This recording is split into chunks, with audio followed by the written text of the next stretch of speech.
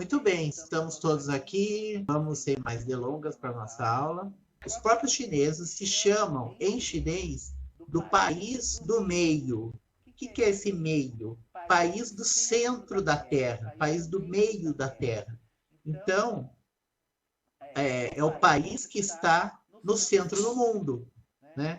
É uma visão que a gente chama de etnocêntrica, ou seja, a sua própria cultura é que está no centro do mundo. O que está em volta está nas bordas, né?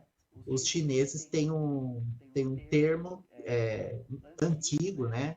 Já não se usa mais, mas eles se chamavam de os huaxia, ou seja, os civilizados, né? Aqueles que eram civilizados. Assim como os gregos e os romanos chamavam de bárbaros, aqueles que não eram romanos nem gregos. Então, vocês podem ver que no próprio, num dos dois caracteres que se escreve a palavra China, né? Zhongguo,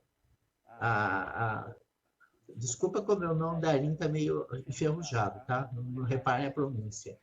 Mas você vê que um dos caracteres, um dos ideogramas para a palavra China, essa delimitação do espaço cortado ao meio, quer dizer, situando a China no meio. Até o século, vamos dizer, até o século XVIII, século XVIII, XIX, mais ou menos, é impossível você falar de cultura e arte se não falar de religião. Nós separamos religião do resto. Os povos antigos não separavam, né? Tudo fazia parte do todo e somente a nossa civilização europeia atual de 100 e poucos anos para cá, que é a única civilização que não é religiosa essencialmente. Apesar de ter religiões, de ter até a liberdade religiosa, de ter várias religiões, mas não é uma civilização baseada essencialmente na religião. E o confucionismo, que é muito importante para a China. Então, um dos princípios do confucionismo, é a chamado Ren, que é a humanidade. É você ser humano. Então, não é um princípio divino que se coloca no confucionismo, mas um princípio humanista. Olha só que interessante. E isso tem bastante a ver, não exatamente, nem 100% análogo, mas tem bastante a ver com o espírito da filosofia grega, né?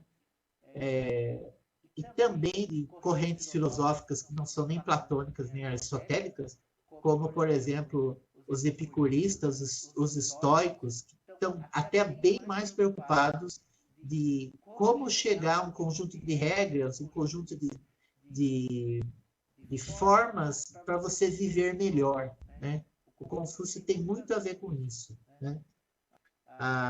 Então, assim, a pintura barra caligrafia e música eram técnicas que eles viam como requerendo habilidade pessoal, algo que exigia algo individual, né? Arquitetura, escultura e outras artes eram menores, porque aí sim tem uma relação com o Ocidente, né?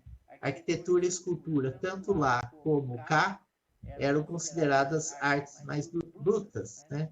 Escultura, você tem que colocar um esforço físico. Arquitetura, algo funcional, né? Algo que vai atender uma função coletiva, menos individualizada, como pintura, música e caligrafia. O exército de terracota na verdade, ele é uma parte do mausoléu do imperador Qin Shi. E o exército de terracota, os guerreiros chamados guerreiros de Xi'an, eles são uma parte desse complexo. A tumba do imperador é cercada desses modelos, tanto da cidade quanto do mundo, do céu, e ao lado desse conjunto você tem os poços, né? Em que há os guerreiros, ou seja, os soldados, eles protegem o imperador, estão à volta do mausoléu do imperador E soldados de terracota, ou seja, de cerâmica, de terracota queimada, eles estão protegendo o imperador, né? Você vê que a extensão que se calcula que a extensão total seja de 2,5 km². Né?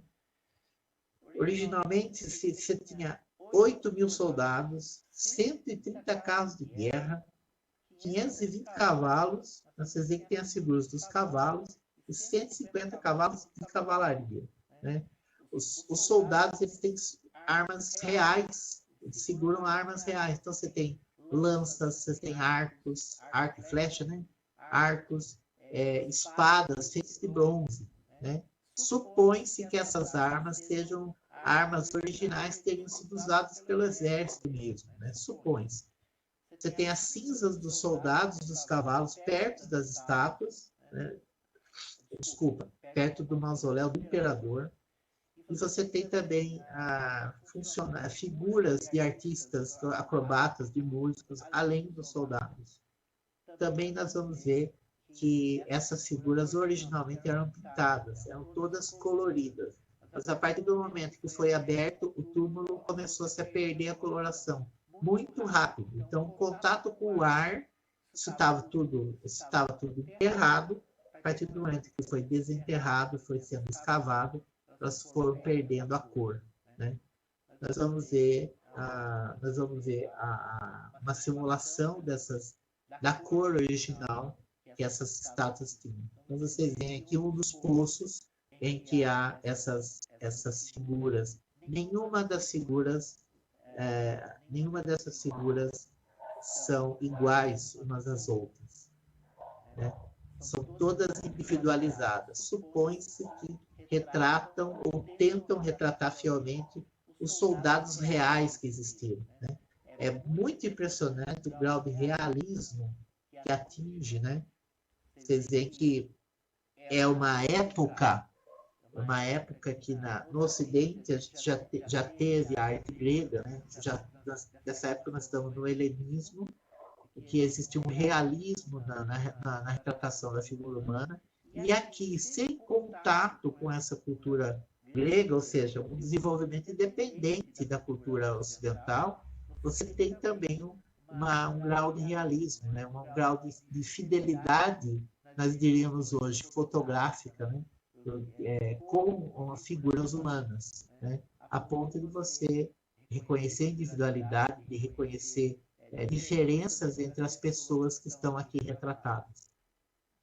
Aqui que nós estamos vendo é algo bastante surpreendente, porque a gente olha, a gente já se acostumando com a figura dos guerreiros cristianos, quando houve aquela exposição da arte chinesa, né, em São Paulo, na Oca, vieram 6 guerreiros, foram transportados de lá 6 guerreiros para serem expostos aqui ao vivo, né, presencialmente, mas eles perderam a coloração com o tempo, né?